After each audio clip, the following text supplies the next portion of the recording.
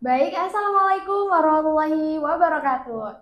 Selamat datang sahabati, selamat sore. Kembali lagi di Pokari, podcast bersama Kopri Alfarani, yang dalam kali ini kita akan mengupas tuntas nih tema tentang the role of hormones in women mental health atau peran hormonal dalam kesehatan mental perempuan nih. Nah, namun sebelum itu, mari kita sapa dulu narasumber kita yang tentunya sangat luar biasa ini. Selamat sore, Ko. Sore, halo semuanya.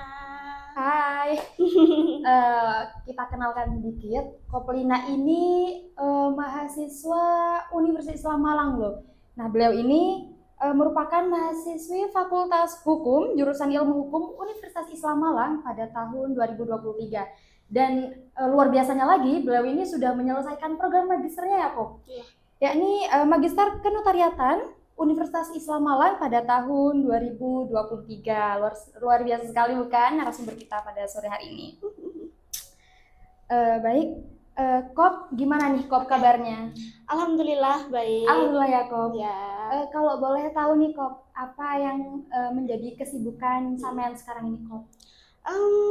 Aktivitas ya selayaknya manusia biasa ya, bekerja, mencari uang gitu kan. Tapi selain itu saya juga tetap memberikan dampak positif untuk masyarakat tentang keperempuanan karena kan secara pengalaman organisasi saya juga banyak terlibat dalam urusan keperempuanan gitu. Jadi mau tidak mau karena itu sudah melekat dalam diri sehingga ya sampai hari ini tetap berkiprah dalam urusan keperempuanan. Luar biasa sekali. Ini baru namanya Sri Kandi PNII seperti itu ya Kop. Oke. Kop, menyentuh bagaimana siklus hormonal mempengaruhi suasana hati dan kesehatan mental perempuan. Tentunya siklus hormon yang kurang baik ini kan dapat menimbulkan kecemasan yang berlebih, sehingga terkadang membuat perempuan merasakan tidak enak makan, overthinking, dan lain sebagainya, Kop. Terkait dengan tema kita kali ini, apa pendapat sampean dalam hal ini, Kop? Atau mungkin sampean pernah mengalaminya? Boleh, Kop, diceritakan sedikit. Spoiler ya, jadi kan sebenarnya kita harus tahu terlebih dahulu kenapa sih kita harus membahas ini gitu kan ya. Berangkat dari yang kamu ceritakan bahwa perempuan-perempuan hari ini, terutama Gen Z ya, kalangan kita, itu selalu banyak mengalami gangguan kecemasan misalkan, overthinking yang kamu sampaikan, gak enak makan, dan masih banyak lagi kasus-kasusnya. Nah, per hari ini kalau kita berbincang perbandingan kala ini hari ini gitu kan, kita setiap hari mengalami hal-hal seperti itu dibandingkan dengan dulu apakah ada juga sebenarnya, tapi karena kita sekarang di era globalisasi, hal-hal seperti itu tergiring menjadi sesuatu yang layak untuk dipublikasi. Betul, dan cocok untuk diperbincangkan seperti kita hari ini gitu kan ya. Kenapa sih kok kita itu sering banget overthinking, gangguan kecemasan gitu kan ya. Hormon yang ada dalam diri perempuan ini seperti apa gitu kan ya. Kenapa kok kita sampai mengalami banyak terjadi hal seperti itu. Nah, kemudian juga begini, kita harus tahu apakah hormon laki-laki dan perempuan ini berbeda. Nah, itu juga harus kita bahas sebenarnya. Dimulai dari gini aja deh, laki-laki dan perempuan memang dia diciptakan oleh Tuhan kita kan sama ya, hanya beda secara kodratnya saja begitu kan ya. Kalau teman-teman ikut dalam ruang-ruang organisasi keperempuanan sering membahas apa saja yang menjadi perbedaan laki-laki dan perempuan yang memang sifatnya kodrati, dan kamu pun pasti tahu soal itu kan ya. Kalau soal gender, soal ranah-ranah sosial kita pasti sudah tahu lah selain kodrati apa saja, dan itu pun laki-laki dan perempuan selama di urusan gender, urusan-urusan sosial kita pasti sama. Tapi kalau berbicara hormonal gitu kan ya, apakah laki-laki dan perempuan itu sama gitu? Hakikatnya kita diciptakan oleh Tuhan dengan kelengkapan yang sangat luar biasa gitu kan ya. Termasuk kita diberikan hormon-hormon ya yang ada dalam diri kita, yang sebenarnya itu akan sangat berdampak pada proses jalan hidup kita gitu kan ya. Kalau kamu memahami hormon itu apa? Hormon itu kayak kayak sel gitu kok, sel yang dikelola di dalam tubuh. Oke, itu Iya, kurang lebih seperti itu. Sebenarnya hormon ini kayak senyawa kimia yang ada dalam diri kita gitu kan ya, yang itu akan mempengaruhi kita dan pola hidup kita. Kayak misalkan apa sih yang menjadi pengaruh atau penyebab kenapa kita sering overthinking atau nggak enak makan misalkan, atau bad moodan gitu kan ya. Apalagi itu sering banget terjadi di perempuan. Hormon apa sih yang banyak terjadi di sana gitu. Sebenarnya hormon kalau kita ketahui ya senyawa kimia yang memang ada dalam diri perempuan gitu kan ya. Tetapi gitu, laki-laki apakah sama laki-laki dengan perempuan? Sama saja hakikatnya, tapi proses kehidupan perempuan dan laki-laki cenderung berbeda. Sehingga itu sangat mempengaruhi ke hormon yang terjadi dalam diri perempuan. Sehingga labeling atau stigma yang terjadi ke perempuan adalah perempuan tuh gampang bad moodan, gampang overthinkingan gitu kan ya. Dan itu sering banget dikatakan oleh laki-laki. Hakikatnya laki-laki juga bisa mendominasi atau bisa melakukan atau merasakan hal yang sama juga seperti kita. Hanya saja perempuan itu dalam siklus sosial gampang menggunakan perasa, gitu kan, mudah peka dibandingkan laki-laki. Laki-laki kan simple gitu kan ya, logis. Jadi ngapain kalau misalkan kita lagi sedih antara laki-laki dan perempuan cenderung mengungkapkan, mengekspresikan gitu kan ya. Kalau lagi bad mood nih, misalkan pasang story gitu kan ya. Untuk mengekspresikan bad moodnya kita atau overthinkingnya kita lewat status sosial media gitu kan ya. Kalau laki-laki mungkin mengekspresikan, tapi caranya berbeda. Nah, gitu. Sebenarnya kita sama saja antara laki-laki dan perempuan.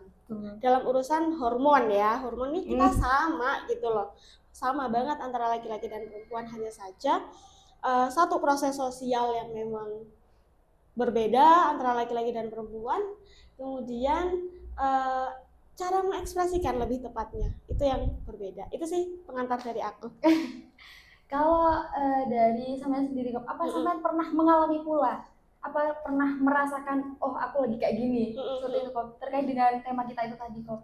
Mungkin kalau bisa di-spill sedikit kok, apa kira-kira penyebabnya nih kok? Apa ya, kalau sering bisa jadi ya, karena kita terlepas dari manusia biasa yang dalam siklus perjalanan kehidupan juga tidak bisa terlepas dari yang namanya kerja hormonal.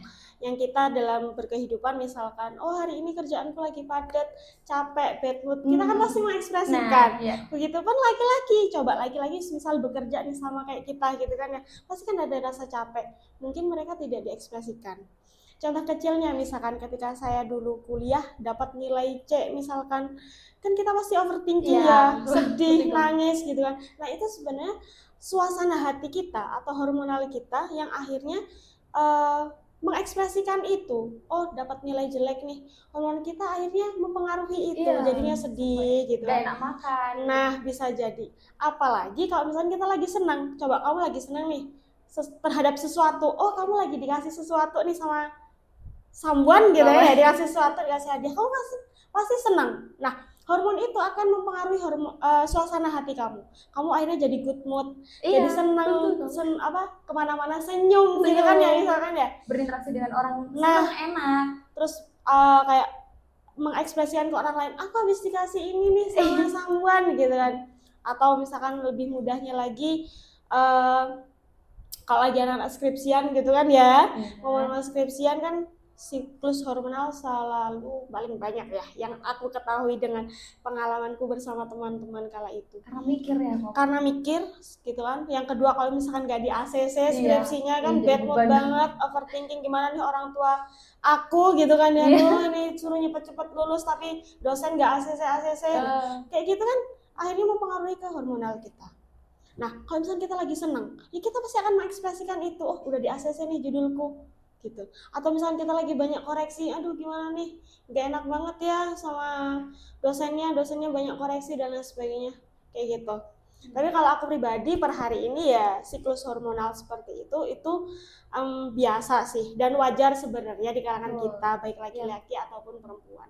Saya pun juga sering mengalami hal-hal seperti itu, sangat mengalami. Saya juga seperti manusia biasa gitu yang pasti mengekspresikan ketika saya lagi bad mood atau saya lagi senang, pasti mengekspresikan.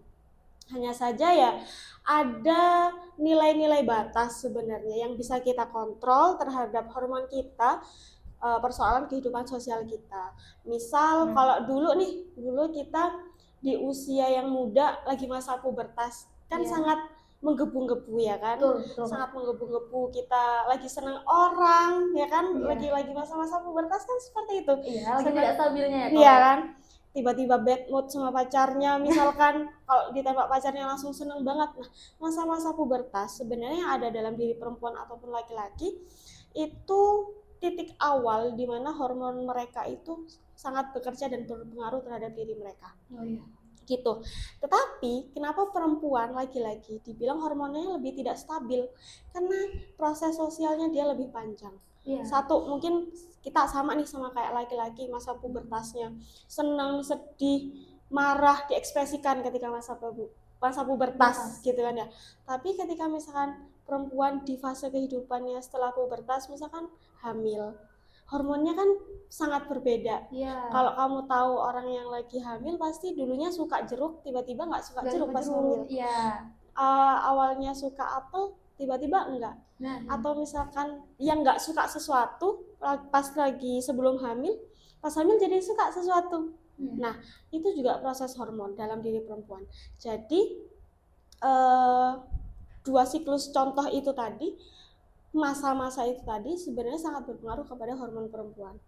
Jadi ya banyak banget sih akhirnya statement atau stigma yang terjadi adalah perempuan tuh hormonnya banyak nggak stabilnya, karena memang prosesnya beneran banyak. Coba habis hamil melahirkan lebih banyak kan bebannya, ngurus anak, ngurus suaminya, ngurus rumah tangganya, kan hormonnya lebih harus banyak bekerja. Tiba-tiba senang pagi hari, sorenya udah pusing anak sama suaminya. Karena lingkungan ya kok. Nah itu juga sangat berpengaruh.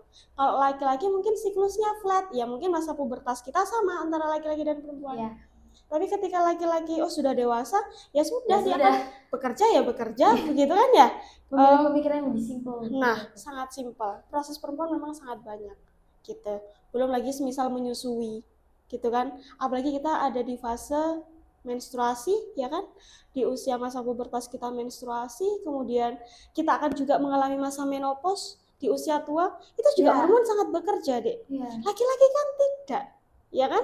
Nah itu sangat berpengaruh. Akhirnya ya laki-laki statement atau stigma yang terjadi kepada perempuan, dia perempuan itu gampang bad mood-an gitu, hormonnya nggak stabil, dan itu seringkali dicanangkan atau dibicarakan oleh siapa? Laki-laki. Nah gitu kan. Itu sih pengantarnya. Kemudian menurut sampean apa nih Kop yang dapat dilakukan perempuan untuk menjaga keseimbangan hormon itu tadi demi kesehatan mental yang baik? Karena perempuan ekspresif ya. Jadi kita itu sebagai perempuan cenderung harus punya nilai batas. Nilai batas, nilai ukur dalam hal apapun sebenarnya. Entah terlepas dari menjaga kesehatan mental kita, menjaga hormon tetap stabil meskipun siklus kehidupannya sangat beragam gitu ya. Tapi kita harus tetap bisa menjaga. Itu tadi harus ada nilai batas dan nilai ukur. Berarti selain lingkungan ini sangat berpengaruh dengan hormon yang terjadi dalam tubuh kita, cuman kita lebih gimana ya kok? Kita harusnya lebih bisa menjaga kestabilan itu tadi ya kok. Betul. Berarti tergantung bagaimana diri kita dalam menjaga seperti itu. Iya, dan itu caranya dengan apa? Mudah, dengan belajar. Kalau kamu dalam kondisi kamu lagi capek, ingin mengekspresikan aku capek nih, boleh. Tapi kamu harus tahu gimana caranya membatasi rasa capekmu dan mengekspresikan rasa capekmu dengan benar. Begitupun dengan rasa senang. Orang cenderung berbicara jelek soal perempuan, dan dalam tanda kutip, nih anak bad mood-an, nih anak overthinking-an, konotasinya kan selalu jelek. Tapi ketika kita mengekspresikan suatu kesenangan, orang lain senang, baik laki-laki ataupun dengan perempuan, karena itu rasa senang. Tapi statement atau stigma laki-laki yang terhadap perempuan itu hormonnya selalu yang jelek gitu loh. Sedih, gampang bad mood-an. Apalagi kamu kalau misalkan dalam organisasi ya, perempuan tuh gak usah jadi pimpinan, gak bisa membalanskan atau mungkin labil. Perempuan tuh labil. Dicap seperti itu. Iya kan. Makanya dalam ruang-ruang organisasi kita, kenapa Kopri akhirnya gitu ya selalu ada dan terus menggaungkan, ayo kita tetap membahas soal kepemimpinan perempuan misalkan. Ayo perempuan berani untuk memimpin. Nah, kita itu untuk menghilangkan stigma itu bahwa perempuan labil. Ya memang hormonnya mempengaruhi terhadap diri perempuan dengan siklus sosialnya. Tapi kita harus belajar untuk membatasi dan memberikan tolak ukur sih sebenarnya untuk menjaga kesehatan mental. Satu, kita harus belajar soal itu deh. Kalau kita nggak belajar, saya mengamini kita tidak sampai kapanpun tidak akan bisa menyelesaikan sih. Tapi kalau menyelesaikan kayaknya tidak akan selesai-selesai. Karena sampai masa menopause kita tetap harus belajar. Gimana caranya di masa menopause kita harus bisa menstabilkan ya kan hormon kita. Jadi kita harus tetap terus belajar. Itu sih kuncinya sebenarnya di situ.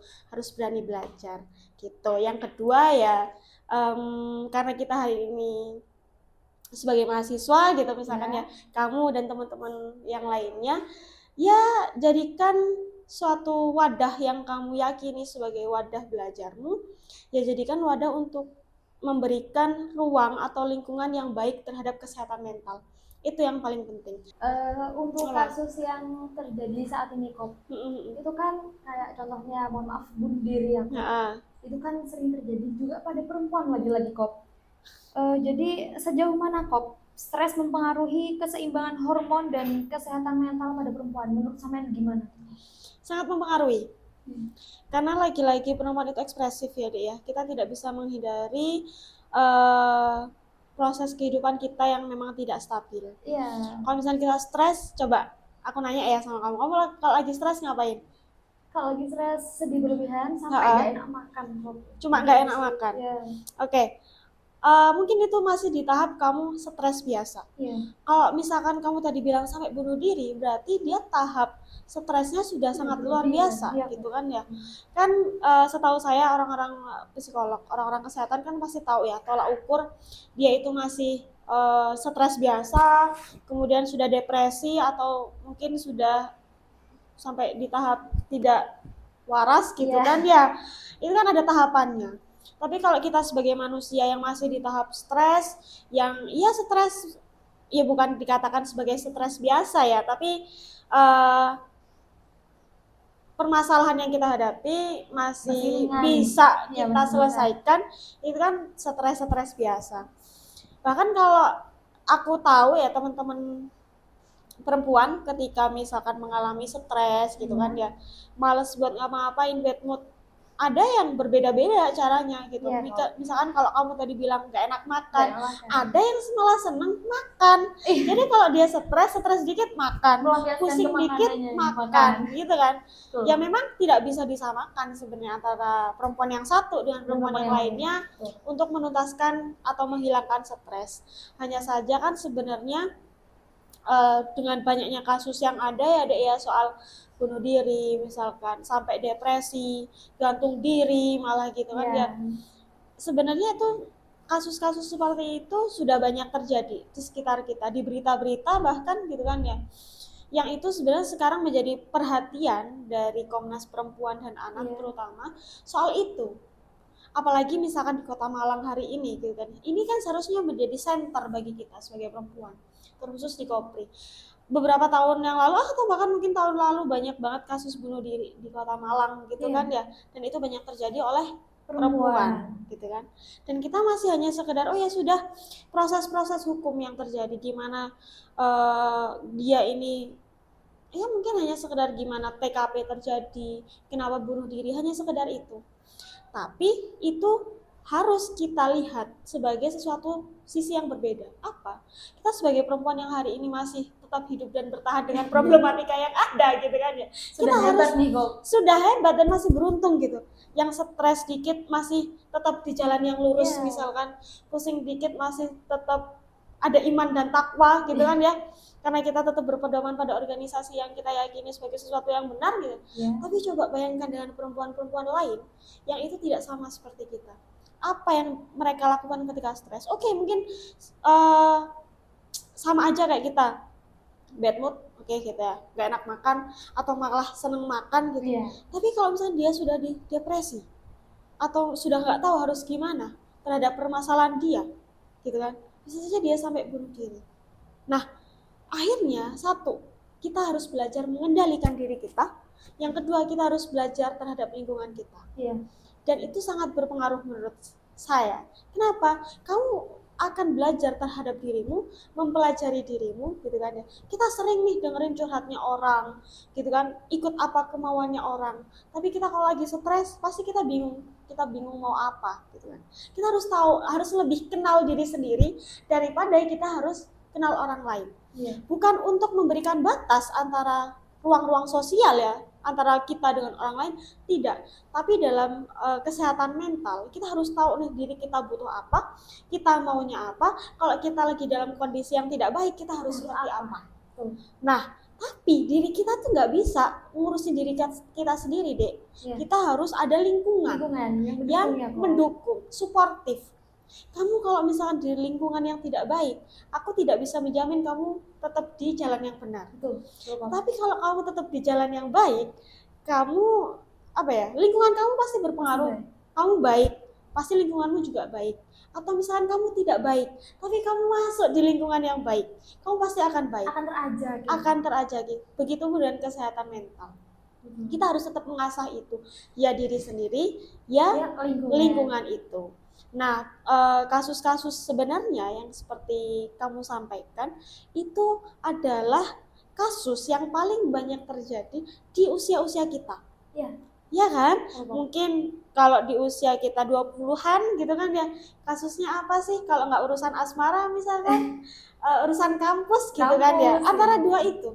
Tapi ternyata beberapa media sosial ya dalam berita-berita itu menyatakan bahwa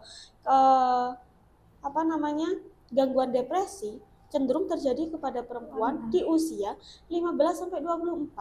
Itu kan proses dia masa pubertas ya. Betul. Atau mungkin 12-an lah ya, tapi dia akut di depresi di usia 15 misalkan sampai 24. Di masa pubertas dengan hormon yang tidak stabil, kita tidak bisa menstabilkan gitu kan ya. Kemudian di usia 15-24 ini sebenarnya usia-usia yang sangat krusial, sangat rentan untuk ketidakseimbangan hormon kita dan akan berpengaruh kepada kesehatan mental kita. Jadi ya kalau misalnya kita melihat dari banyaknya berita soal kasus-kasus depresi yang terjadi pada perempuan di usia seperti itu, berarti kan akhirnya kita belajar usia seperti ini yang aku mau menginjak usia 21, 22, 23 gitu selaku mahasiswa, ya kita harus menjaga kesehatan mental diri kita gitu. Jadi saya sangat senang ketika ini diperbincangkan di halayak kita. Karena masih banyak hal-hal seperti ini belum diperbincangkan. Ya mungkin khusus jadi anak-anak kesehatan gitu kan. Karena itu fokus belajar mereka.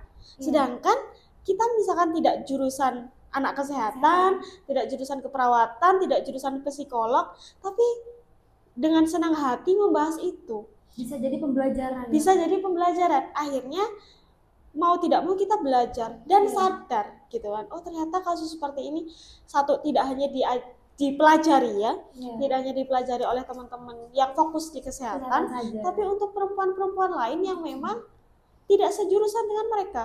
Nah, ini sebagai nalar kepekaan kita akhirnya. Oh, kasus-kasus depresi terhadap perempuan ini sangat mempengaruhi kepada kesehatan mental gitu.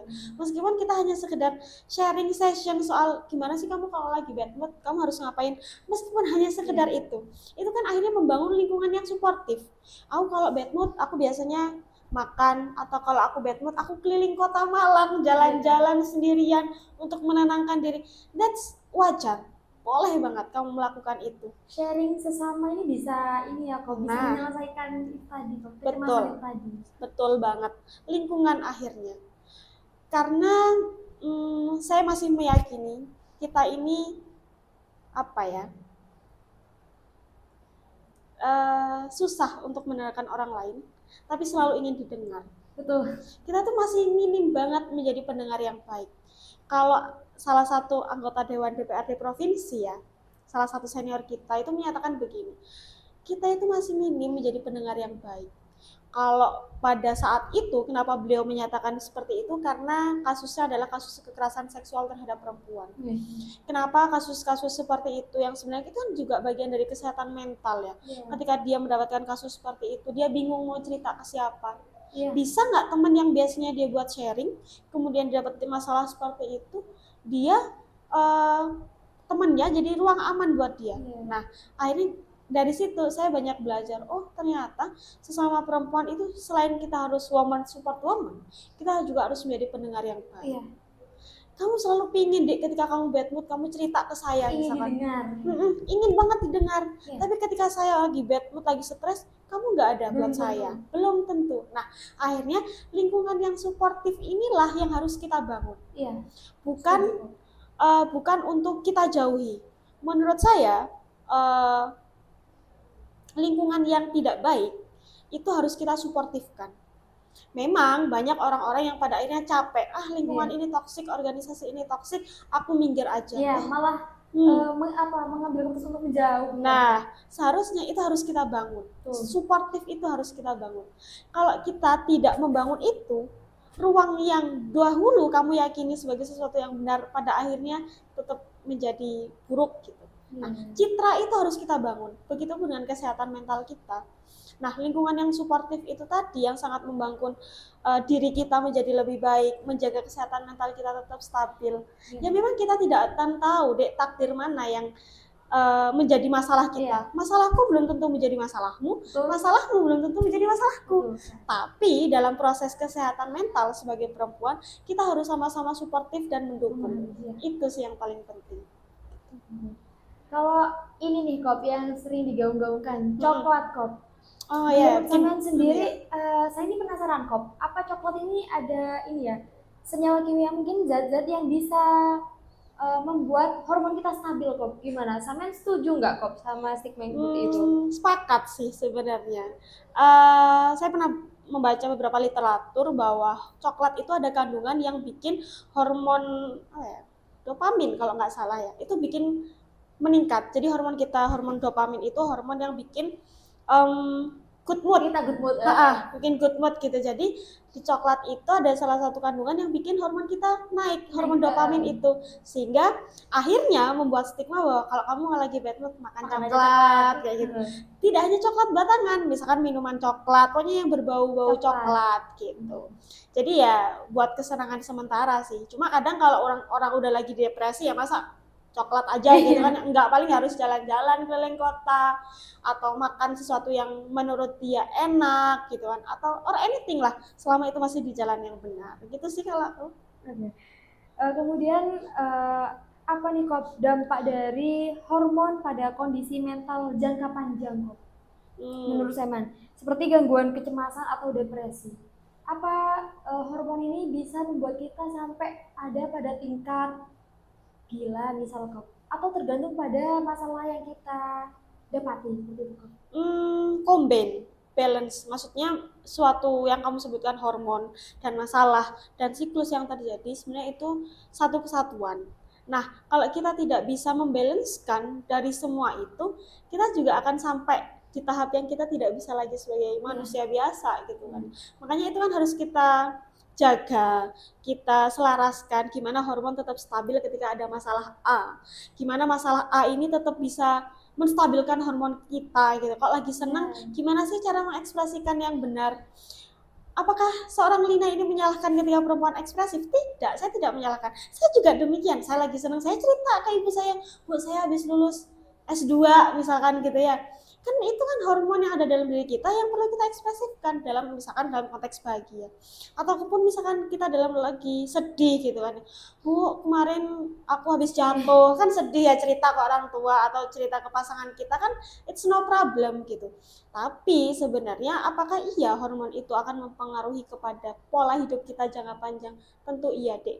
Seperti yang aku sampaikan tadi, di masa pubertas kita sudah digonjang-ganjingkan dengan hormon, di masa menopause sebagai perempuan kita akan selalu diikuti lah ya ibaratnya, diikuti dengan hormon kita yang mungkin akan terus tidak stabil.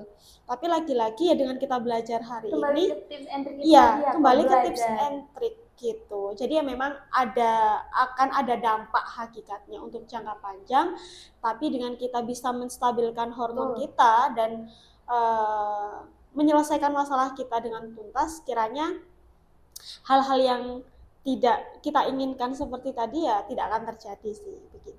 Pasti ada dampak Iya. panjangnya. Namun di balik itu semua, Kop, tentunya menurut Samen apa nih, Kop, peran positif dari hormon itu tadi, Kop?